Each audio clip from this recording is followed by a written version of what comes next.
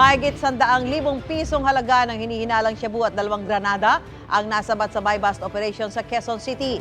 Itinanggi ng dalawa sa mga inaresto na nagbebenta at gumagamit sila ng iligal na droga. Wala namang pahayag ang 3 iba pa. Laging una ka sa balita ni James Agustin, exclusive.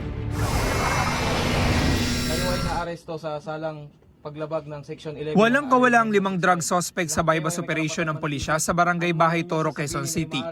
Target ng operasyon ang 37 anyos sa lalaki na nagbebenta umano ng shabu.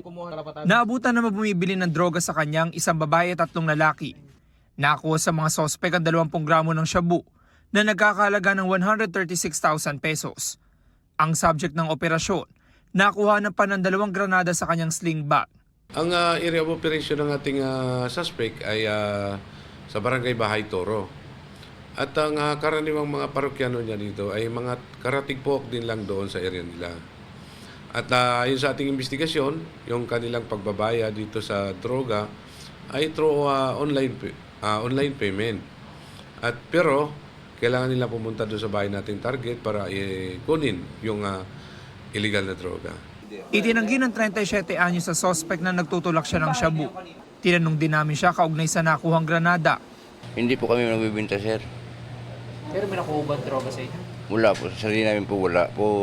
Yung exclusive grenade po, may nakuha sa amin po. Hindi po yun sa amin, sa amo ko po yun. Iniwan sa akin po. Emosyonal naman ng babaeng suspect nang tanungin kung bumibili siya ng iligal na droga. Hindi ako sinungaling po. Hindi ako nakaan ng droga po. Yan lang ang sakit sa titib ko. Ang 3 pang lalaking suspect tumanggi magbigay ng pahayag. Maharap ang 5 sa reklamong paglabag sa Comprehensive Dangerous Drugs Act.